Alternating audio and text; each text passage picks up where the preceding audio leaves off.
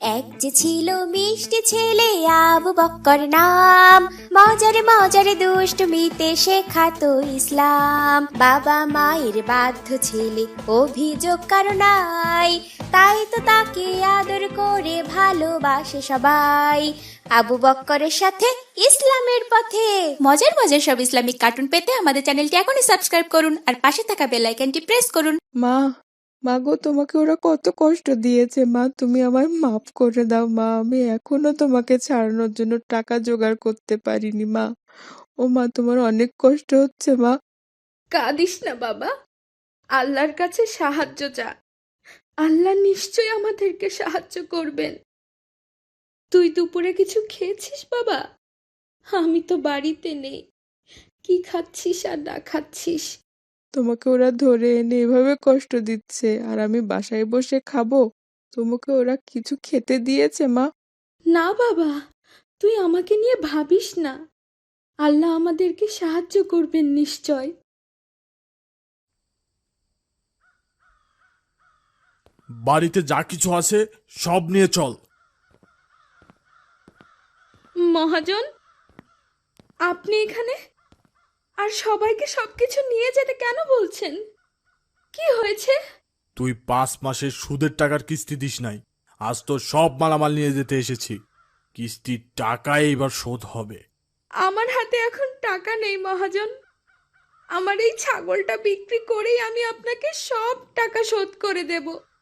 আমাদেরকে একটু সময় দিন মহাজন, আমি গরিব মানুষ। যখন টাকা ধার নিতে এসেছিলি তখন মনে ছিল না?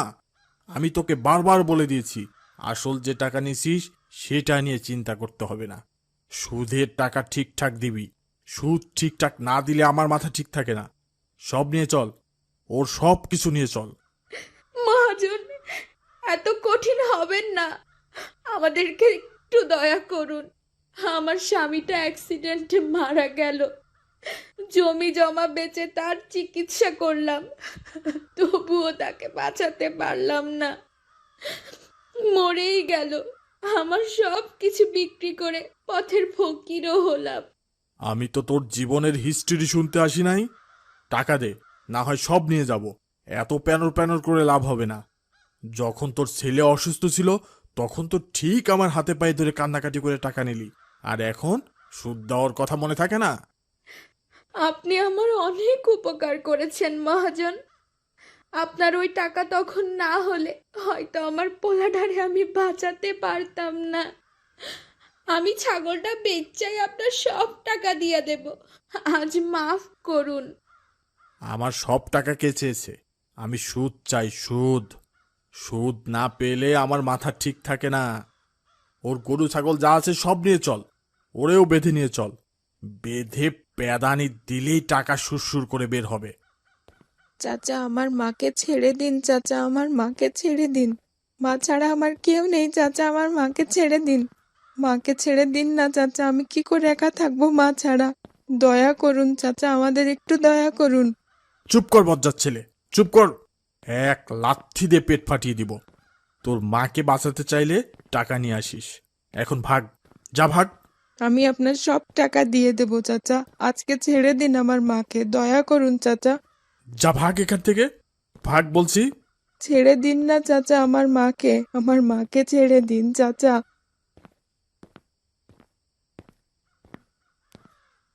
আসসালামু আলাইকুম স্যার, আমাকে কিছু টাকা দেবেন স্যার? আমার মাকে মহাজন ধরে নিয়ে গেছে, অনেক মারধর করেছে। সুদের টাকা না দিলে মাকে ওরা ছেড়ে দিবে না। আমার মা ছাড়া কেউ নেই স্যার। এই যা যা যা, তোর টাকা দিতে পারবো না। টাকা কি গাছের পাতা? যখন তখন এসে হাত পাতবি আর সুর করে টাকা ছাকি দিয়ে পেরে দিব। ভাগ বেটা।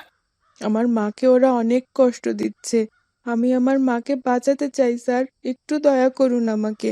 এই কানের কাছে ঘ্যানর ঘ্যানর করবি না তো, এক থাপ্পড় দিয়ে সব দাঁত ফেলে দিব। ফকিরের বাচ্চাদের জন্য তো পার্কে বসাও তাই এখন। স্যার দেন না আমাকে কিছু টাকা, আপনাদের টাকা দিয়ে আমি আমার মাকে মহাজনের কাছ থেকে ছাড়িয়ে আনবো। দেন না স্যার। তোর কানে তো কথা যাচ্ছে না মনে হচ্ছে। কখন থেকে প্যানর প্যানর শুরু করেছিস? যা এখান থেকে, এক্ষুনি যা। স্যার এভাবে আমাকে তাড়িয়ে দিবেন না, আমাকে দয়া করুন স্যার, একটু দয়া করুন। তোকে এভাবে বললে হবে না, বুঝেছি।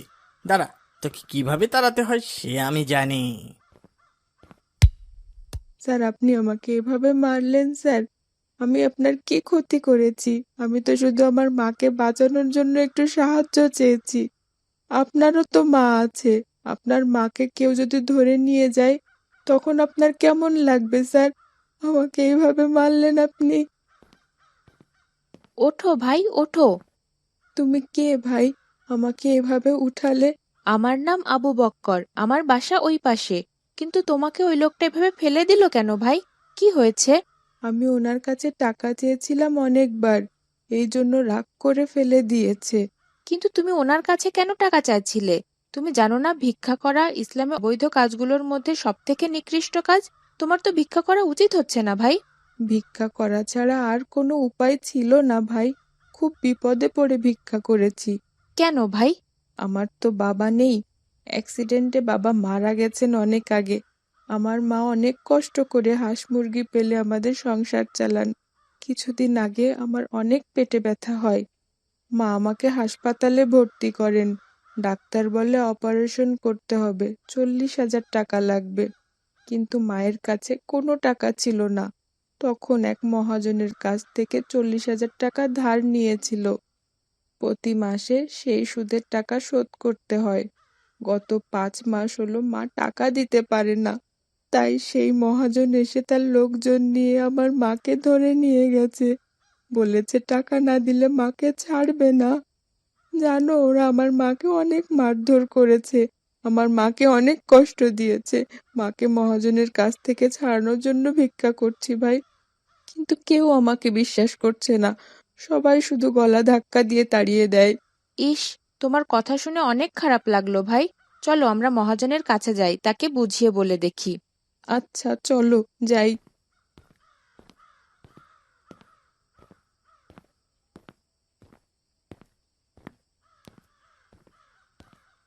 মা, মা গো, তোমাকে ওরা কত কষ্ট দিয়েছে মা, তুমি আমায় মাফ করে দাও মা। আমি এখনো তোমাকে ছাড়ানোর জন্য টাকা জোগাড় করতে পারিনি মা। ও মা, তোমার অনেক কষ্ট হচ্ছে মা?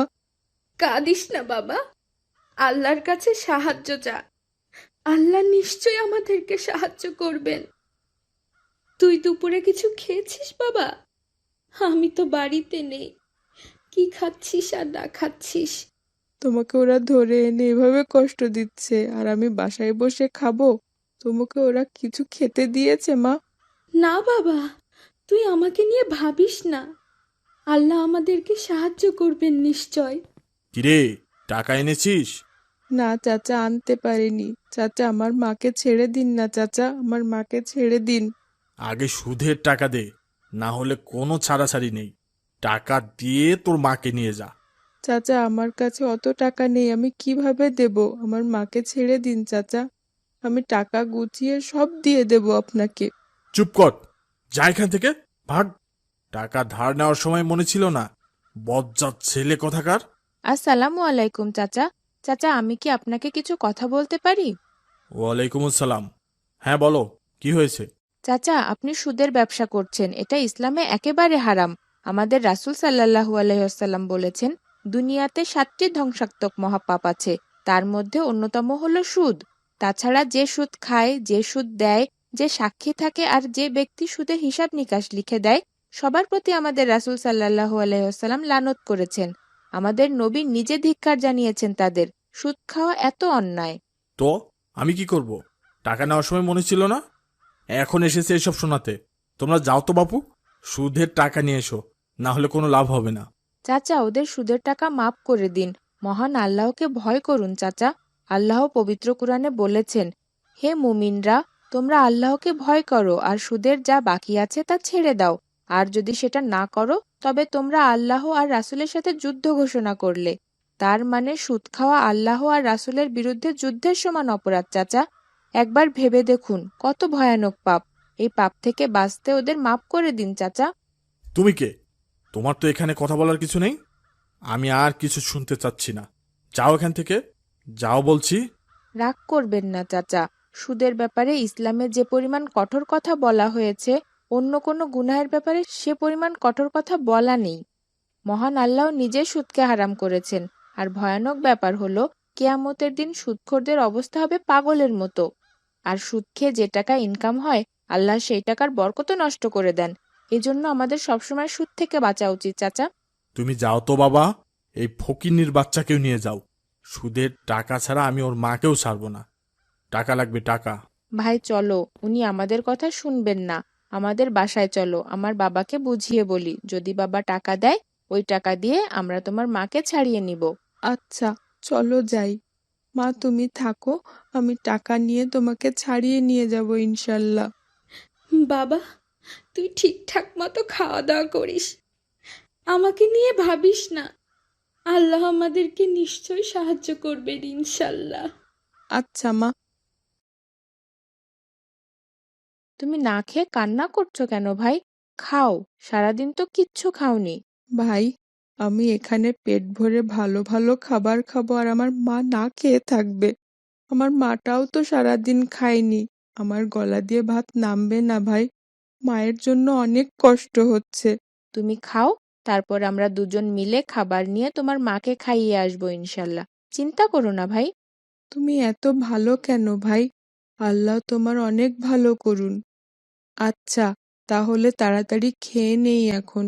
মাও তো সারাদিন কিছু খায়নি, মায়ের জন্য খাবার নিয়ে যেতে হবে তাড়াতাড়ি।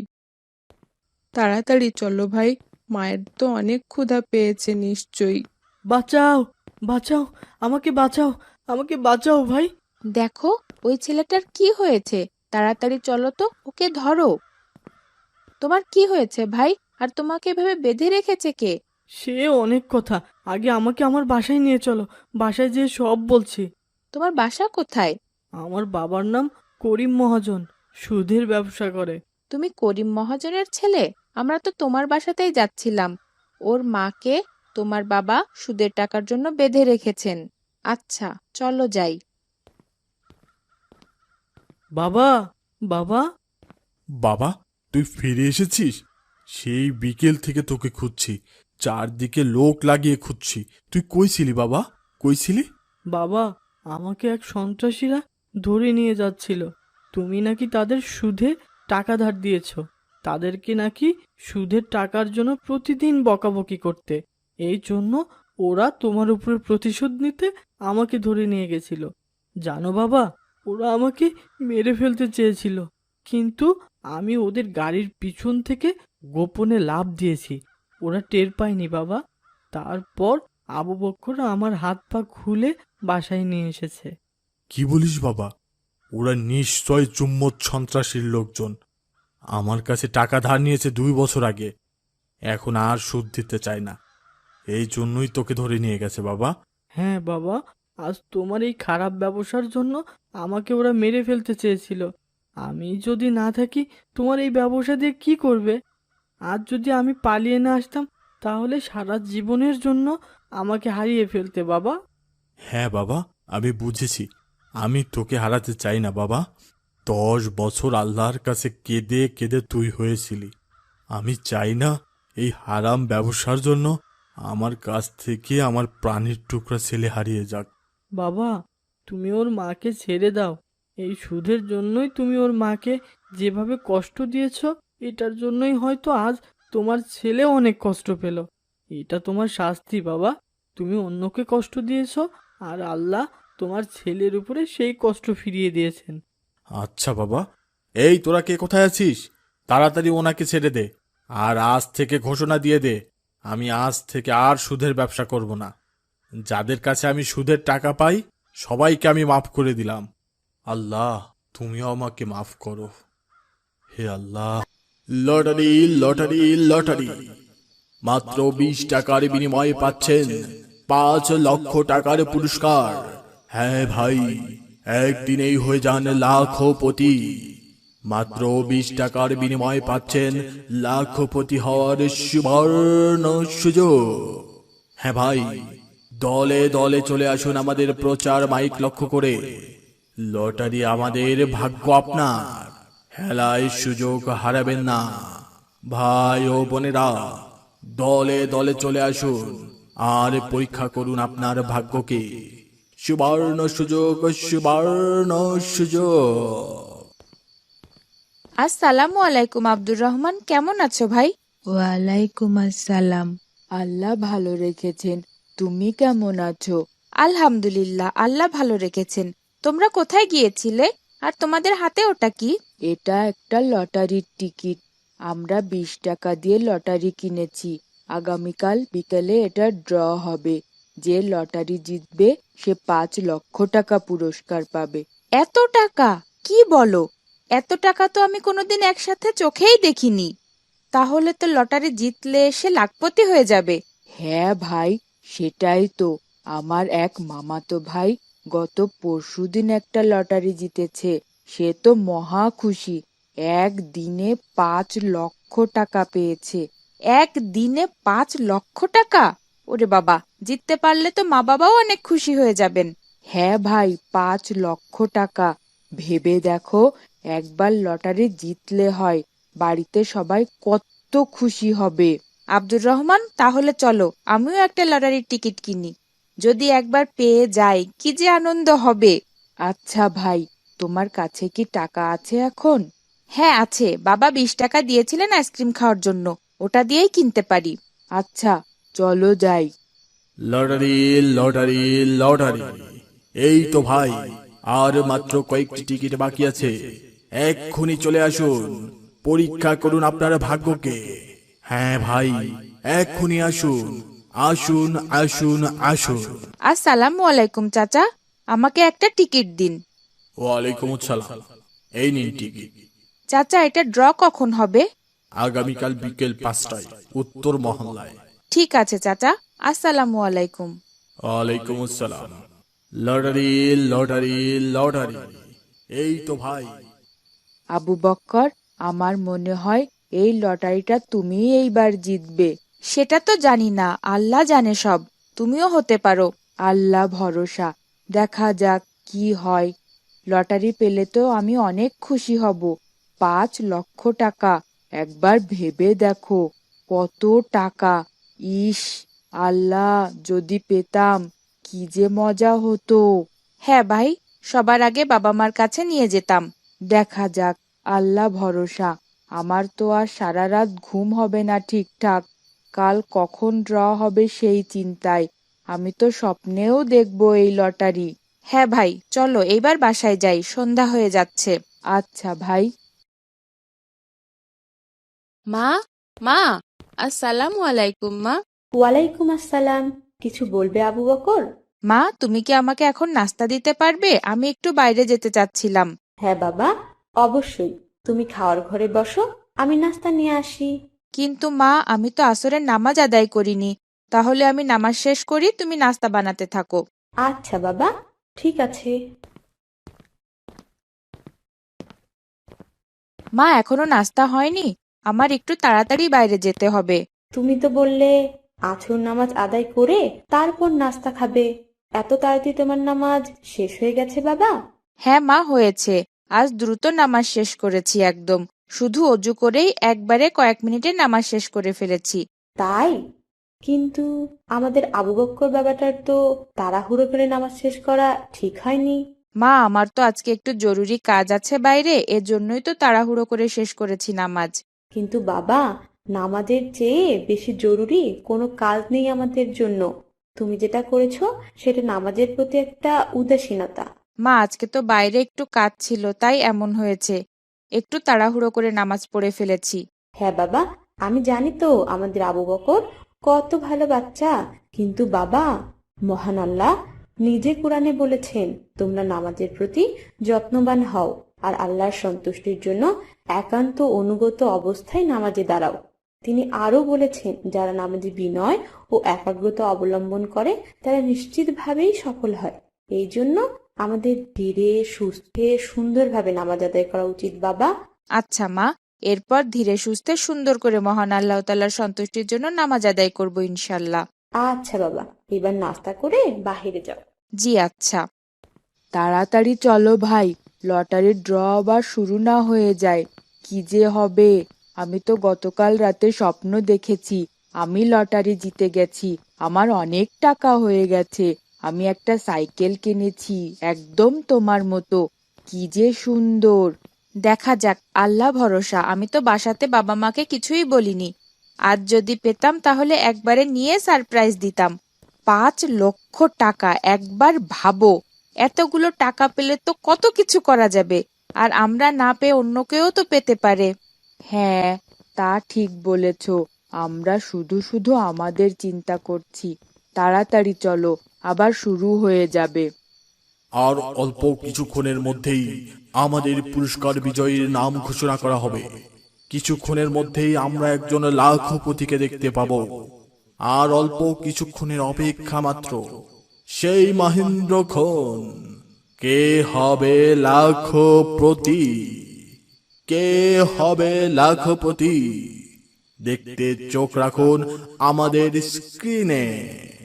আমরা এখন আমাদের আজকের বিজয়ীর নাম ঘোষণা করব। সবাই সবার লটারি নাম্বার মিলিয়ে দেখুন কে হচ্ছেন আজকের বিজয়ী। হ্যাঁ ভাই, দেখতে পাচ্ছেন আমাদের স্ক্রিনে নাম্বারটি ভেসে উঠেছে। কার কপালে 5 লক্ষ টাকা? ভালো করে মিলিয়ে নিন, ভালো করে মিলিয়ে ফেলুন আপনার নাম্বারটি 5, 7, 3, 2, 1 কিনা। মিলে গেলেই লাখপতি। আব্দুর রহমান, দেখেছো? আমার নাম্বার মিলে যাচ্ছে, একদম ওই নাম্বারটা। 5, 7, 3, 2, 1। আলহামদুলিল্লাহ, আলহামদুলিল্লাহ, আমি পেয়ে গেছি আব্দুর রহমান, আমি পেয়ে গেছি। একেবারে মিলে গেছে। হ্যাঁ ভাই, তাই তো, এটাই তো সেই নাম্বার। ভাই, তুমি তো 5 লক্ষ টাকা জিতে গেছো। 5 লক্ষ টাকা! হ্যাঁ ভাই, আলহামদুলিল্লাহ, আলহামদুলিল্লাহ। এই মাত্র আমাদের বিজয়ীর নাম পেয়েছি। তার নাম আবু বক্কর। আজকের 5 লক্ষ টাকা আবু বক্করকে দেওয়া হচ্ছে। ছোট্ট আবু বক্কর এখন 5 লক্ষ টাকার মালিক। আমরা কিছুক্ষণের মধ্যেই তার হাতে আমাদের পুরস্কার তুলে দিব। আমাদের আজকের ভাগ্য বিজয়ী আবু বক্কর, আবু বক্কর, আবু বক্কর। ভাই আবু বক্কর, আজ তো তোমার বাসায় সবাই অনেক খুশি হবে। আমার কাছে তো স্বপ্নের মতো লাগছে। তুমি আজ 5 লক্ষ টাকা জিতেছো। আলহামদুলিল্লাহ, আলহামদুলিল্লাহ। তাড়াতাড়ি বাসায় চলো, তুমি অনেক ভাগ্যবান ভাই। হ্যাঁ ভাই, আমি কখনো কল্পনাও করিনি আমি 5 লক্ষ টাকার লটারি জিতে যাব। আমার কাছেও অবিশ্বাস্য মনে হচ্ছে। 5 লক্ষ টাকা! আবু বক্কর, এই আনন্দে তুমি আমাদের বার্গার খাওয়াবে কিন্তু। আচ্ছা, ইনশাল্লাহ খাওয়াবো। আগে চলো বাবা মাকে দেখাই আমি কত টাকা লটারি জিতেছি। বাবা মা যে কি পরিমাণ খুশি হবেন। হ্যাঁ ভাই। বাবা, বাবা, দেখো কি এনেছি। আসসালামু আলাইকুম। ওয়ালাইকুম আসসালাম। কি হয়েছে বাবা, তোমার গলায় ফুলের মালা কেন? বাবা, আমি আজ 5 লক্ষ টাকা জিতেছি। 5 লক্ষ টাকা! কি বলো? কিভাবে জিতেছো? কই টাকা? এই তো বাবা, এখানে 5 লক্ষ টাকা আছে। 5 লক্ষ টাকা তো অনেক টাকা বাবা। তুমি কিভাবে জিতলে এই টাকা? বাবা, একটা লটারিওয়ালা চাচার কাছে 20 টাকা দিয়ে লটারি কিনেছিলাম। তুমি আইসক্রিম কেনার টাকা দিয়েছিলে যে, সেই টাকা দিয়ে। সেই 20 টাকার লটারিতেই আজ আমি পুরস্কার পেয়েছি 5 লক্ষ টাকা। আমি আইসক্রিম না খেয়ে লটারি কিনে 5 লক্ষ টাকা পেয়েছি। ভালো করিনি বাবা? না বাবা, এটা একদম ভালো হয়নি। কেন বাবা, আমি 5 লক্ষ টাকা জিতেছি তবুও তুমি খুশি হওনি? না বাবা, তোমার এই কাজে আমি খুশি হতে পারিনি। তুমি ভয়ানক এক অন্যায় করেছ আজ। আমি অন্যায় করেছি? আমি বুঝতে পারছি না বাবা। আমি তো ভেবেছিলাম লটারি জেতার জন্য তোমরা অনেক খুশি হবে, কিন্তু তুমি মন খারাপ করছো কেন বাবা? বাবা আবু বকর, তুমি যেটা করেছ সেটা এক ধরনের জুয়া খেলেছ। লটারি, র্যাফেল ড্র, এটা ভয়ানক অন্যায় কাজ, জুয়ার অন্তর্ভুক্ত। আর মহান আল্লাহ তাআলা কোরআনে বলেছেন, মদ, জুয়া, ভাগ্য নির্ধারক সমূহ শয়তানের কাজ। তোমরা এগুলো থেকে বেঁচে থাকো যাতে তোমরা কল্যাণপ্রাপ্ত হও। তিনি আরো বলেছেন, লোকে যদি তোমাকে মদ ও জুয়া সম্পর্কে জিজ্ঞাসা করে তাহলে বলে দাও এটার মধ্যে রয়েছে মহাপাপ। বাবা আবু বকর, তুমি লটারির টিকিট কিনে সেই মহা অন্যায় করে ফেলেছো বাবা, হারাম কাজ করেছো। বাবা, আমি না বুঝে করে ফেলেছি, আমি এই ব্যাপারটা জানতাম না। আচ্ছা, এখন আমার কি করা উচিত বাবা? এতগুলো টাকা। হ্যাঁ বাবা, আমি জানি আমাদের আবু বকর জানলে এই ভুল করতো না। তুমি বলো তো বাবা, এখন কি করলে ভালো হয়? বাবা, আমি যদি ওনাদেরকে এই 5 লক্ষ টাকা ফেরত দিয়ে দেই এখন? এই তো আমাদের ভালো আবু বকর। ঠিক আছে বাবা, তুমি সেটা করতে পারো। আচ্ছা বাবা, আমি এখনই যাচ্ছি টাকা ফেরত দিতে। আসসালামু আলাইকুম। ওয়ালাইকুম আসসালাম।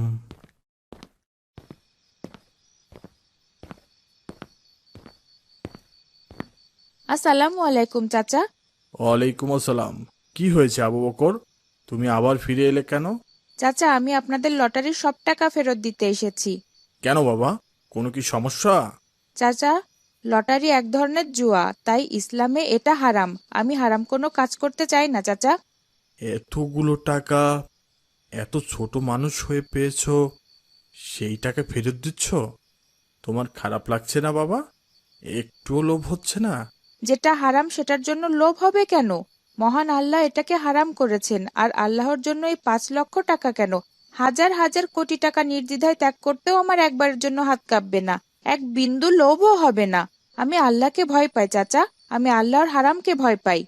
আল্লাহু আকবার, আল্লাহু আকবার। তোমার কাছে আজ যা শিখলাম, এরপরে আর কখনো কোনো হারাম কাজ আমি করব না বাবা। তুমি এত ছোট মানুষ হয়ে আমাকে যা শিক্ষা দিলে, সেটা আমার পুরো জীবন মনে থাকবে বাবা। আমি আর কখনো লটারি বিক্রি করব না, আমি কোনো হালাল ব্যবসা করব ইনশাআল্লাহ। আলহামদুলিল্লাহ চাচা, আলহামদুলিল্লাহ। বলু, কই গেলি রে বলু? এই দিকে আয়, আমার কাছে আয় একটু। ভুলু, ও ভুলু, আয় বাবা আয়। কি রে, সকাল থেকে কিছু খেয়েছিস? তোকে এত করে বলি আমার কাছ থেকে চলে যা, তুই যাস না। আমি নিজেই তো ঠিকঠাক খেতে পাই না, তোকে কি করে খাবার দেব বল? না খেয়ে থাকবি, তবু তোর আমার কাছেই থাকতে হবে? বোকা প্রাণী, তুই না থাকলে আমার এই একার সংসারে কি যে হতো। তুই যখন ছিলি না, প্রতিদিন একটা করে মুরগি শেয়ালে নিয়ে যেত। তুই আসার পর শেয়াল তো দূরের কথা, কোনো চোর এসেও সাহস পায় না। তোর কি মনে আছে ভুলু, তোর মায়ের পেট থেকে তোরা 4টা কুকুরের বাচ্চা হয়েছিলি। তোদের হওয়ার পরই জলাতঙ্ক রোগের ভয়ে তোর মাকে রুটির মধ্যে বিষ দিয়ে মেরে ফেলল সবাই। তারপর তোর সব ভাই বোনগুলোকে শেয়াল একটা একটা করে কামড়ে কামড়ে খেয়ে ফেলল। তোকেও শেয়াল নিয়ে যাচ্ছিল। আমার দেখে খুব দয়া হলো, শেয়ালের মুখ থেকে ছাড়িয়ে তোকে খাবার দিলাম। তারপর থেকে কি মায়া হলো, তুই আর আমাকে ছেড়ে গেলি না। খাবার দিতে পারি না, কত মারধর করি, তবু আমার কাছেই তোকে থাকতে হবে। দেখ, বিধাতার কি লিখন, তোরও কেউ নেই, আমারও কেউ নেই। কত কষ্ট করে দুজনই বেঁচে আছি, আজ ঘরে খাবার নেই রে।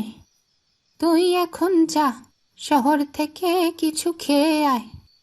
আজ তোকে কিছুই খেতে দিতে পারবো না রে, যা যা।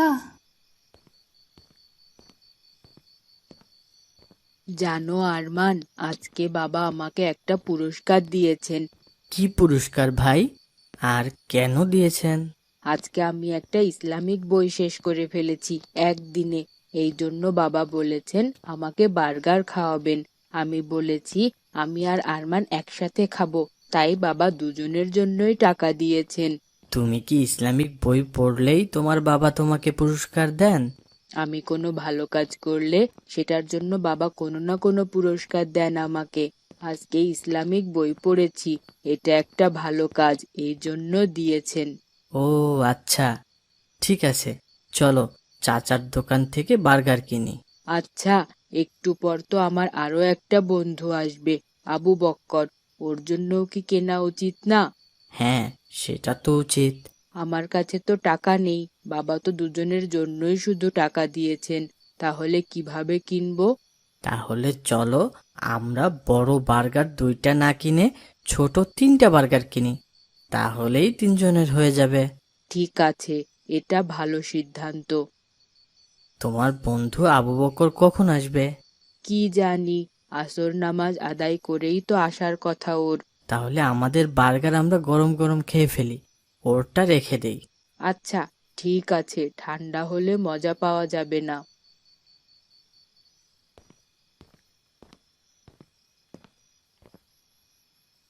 দেখেছো আব্দুর রহমান, কি ভয়ানক ব্যাপার, ওই কুকুরটা আবু বকরের বার্গারটা খেয়ে ফেলছে। হ্যাঁ, তাই তো, ওকে উচিত শিক্ষা দিতে হবে। আমাদের ইসলামে তো কুকুর নিষিদ্ধ, সেই কুকুর খাবার খাচ্ছে, ওকে উচিত শিক্ষা দিতে হবে। আমাদের বার্গারটা খেয়ে ফেললো কিন্তু, ধরো ওকে তাড়াতাড়ি।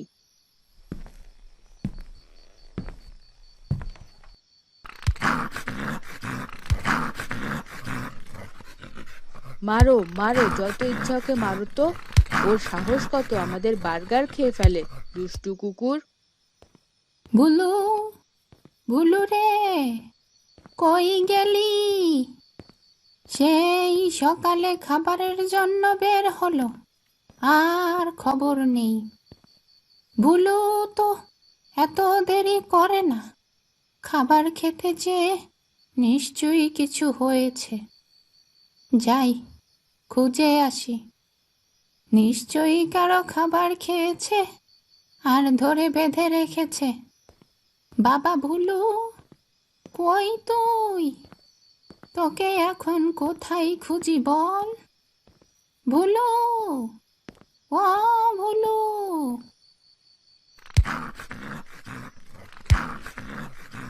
মারো আরমান, ওকে ইচ্ছা মতো মারো, ওকে মেরে একেবারে মাটি চাপা দিব, না হলে গন্ধ বের হবে আবার। তুমি মারতে থাকো, আমি মাটিতে পুঁতে রাখার ব্যবস্থা করছি। ওকে কোথায় পুঁতে রাখবে? পার্কের ওই পাশে একটা জঙ্গল আছে, ওখানে মাটি গর্ত করে পুঁতে রাখবো। তুমি ওকে দেখো, আমি মাটি গর্ত করার কিছু নিয়ে আসি। আচ্ছা যাও, আমি দেখছি। ভুলু, বাবা ভুলু, কই গেলি রে? ওই যে আমার ভুলু, আমার ভুলু বাবা। ভুলু, ভুলু রে, তোকে এভাবে কে মারলো? কে বেঁধে রাখলো বাবা? আহারে, তোকে এইভাবে কে মারলো? ইস, কি নির্দয় ভাবে মেরেছে আমার ভুলুকে। অনেক কষ্ট হচ্ছে তোর, অনেক কষ্ট। চল, তোকে বাড়িতে নিয়ে যাই, চল। এই বুড়িমা, আপনি ওকে নিয়ে যাবেন মানে? ও আমার ভুলু, আমার তো কেউ নেই ভুলু ছাড়া। ও ও আমার হাঁস মুরগি পাহারা দেয়। ওকে এভাবে মেরেছ কে বাবা? আপনি জানেন না ইসলামে কুকুর নিষিদ্ধ, এই জন্য ওকে মেরে আমরা মাটিতে পুঁতে রাখবো এখন। আর ও আমাদের বার্গার খেয়ে ফেলেছে, ওর শাস্তি হওয়া দরকার।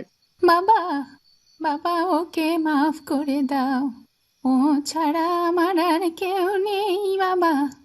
বলু আমার মুরগি পাহারা দেয়, এই জন্য ওকে আমি আমার বাড়িতে পালি। ও না থাকলে আমার মুরগি সব শিয়ালে ধরে নেয় বাবা, ওকে ছেড়ে দাও। কোনো ছাড়াছাড়ি নেই আরমান, ওকে দেখো, আমি মাটি গর্ত করি, মাটি গর্ত হলে তারপর ওকে আস্ত পুঁতে দেব। কান্নাকাটি করে লাভ হবে না বুড়িমা, এখান থেকে চলে যান, যান বলছি।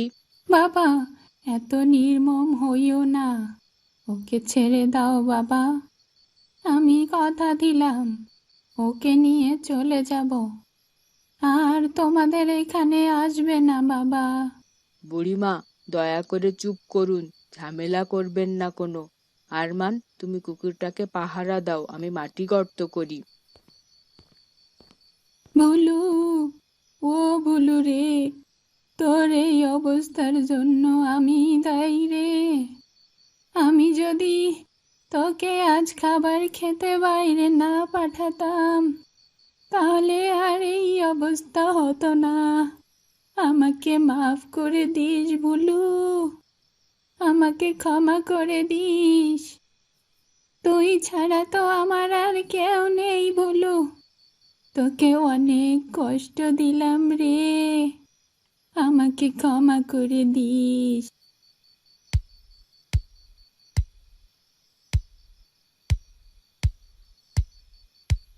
আসসালামু আলাইকুম আব্দুর রহমান। ওয়ালাইকুম আসসালাম। তুমি এত লেট করে আসলে কেন? নামাজ পড়ে আমার এক বন্ধুর সাথে দেখা হয়েছিল, ওর সাথে কথা বলতে বলতেই সময় লাগলো বেশি। কিন্তু তুমি এখানে গর্ত করছো কেন? আমি তোমার জন্য একটা বার্গার কিনেছিলাম, ওই কুকুরটা সেই বার্গার খেয়ে ফেলেছে।